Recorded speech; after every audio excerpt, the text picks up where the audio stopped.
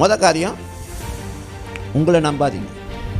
ஏன்னா நம்மளை நம்பும்பொழுது நமக்கு நிறையா ஓன் ப்ரிசெப்ஷன் இருக்கு.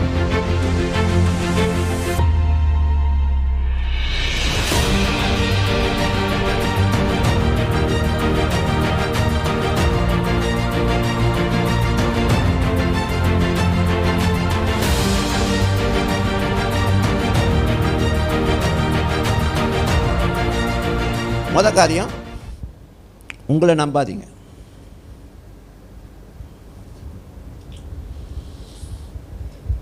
உங்களை நம்பாதீங்க. ஏன்னா நம்மளை நம்பும்பொழுது நமக்கு நிறையா ஓன் ப்ரிசெப்ஷன் இருக்குது. ப்ரிசெப்ஷனா நமக்குன்னு ஒரு சில நம்பிக்கை இருக்குது. இப்படி தான் என்னால் இவங்க கூட ஒத்து போக முடியும், என்னால் இவங்க கூட ஒத்து போக முடியாது. ஹலோ, புரியுதா? உங்களை நம்பும்பொழுது நிறையா காரியம் உங்களுக்கு அது பெனிஃபிட் இல்லைன்னா, உங்களுக்கு அது சாதகமாக இல்லைன்னா நீங்கள் என்ன செய்ய ஆரம்பிச்சிடுவீங்க? அதில் உங்களுக்கு ஈடுபாடு காமிக்க மாட்டீங்க.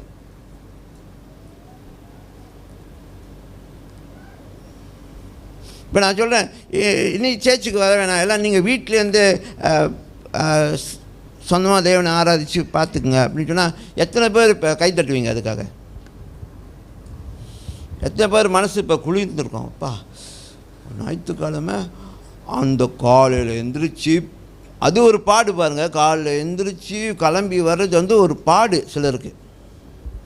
இந்த பாடு வந்து பிரியாசம் இல்லை, கஷ்டப்பட்டு கிளம்பி வர்றது உபத்திர மாதிரி.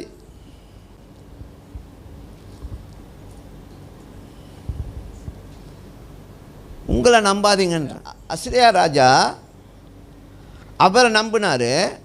அவர் சொல்கிறாரு, நான் இவைகளையும் செய்தேன். I have done all this. நான் பூந்து எல்லா தேசத்துக்குள்ளேயும் எல்லாத்தையும் அவங்க சொத்துக்கு எல்லாத்தையும் பறிச்சுட்டேன், எல்லாத்தையும் என்னுடைய அடிமைத்தனமாக வச்சுட்டேன். ரொம்ப பெருமையாக பேசினார்.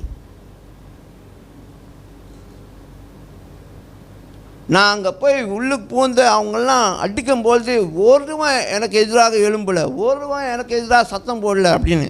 அது வந்து ஒரு பேர்ட் நேஸ் மாதிரி, குருவி கூடு மாதிரி. அந்த குருவி கூடுக்குள்ளே கையை விடும்பொழுது குருவி என்ன செய்யும்? ரெக்கையை அடிக்கும், அடிக்கும்.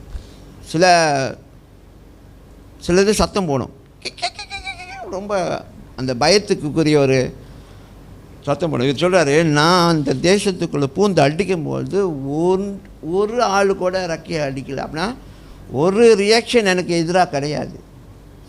ஒருவன் எனக்கு எதிராக பேசல, ஒருவன் என்னை பயமுறுத்துற மாதிரி எதுவும் செய்யலைன்றார். அந்த ஒரு ஆணும். If your belief to yourself is bringing you to that kind of attitude, then your belief is wrong about believing yourself. நான் என்ன நம்புகிறேன் அப்படின்னு சொல்லும்போது இதை கேளுங்க, அந்த ஆணுவத்துக்கு நம்மளை கொண்டு போகுதா? நான் என்ன நம்புகிறேன், நான் மற்றவங்கள ஆலோசனை கேட்க வேண்டிய அவசியம் இல்லை அப்படின்னு போகுதா? நான் எனக்கு தெரியும் நான் என்ன செய்கிறேன் அப்படின்னு உங்களுடைய ஆணுவத்தை காமிச்சுன்னா அது உங்களை நம்புறது தவறான நம்பிக்கை.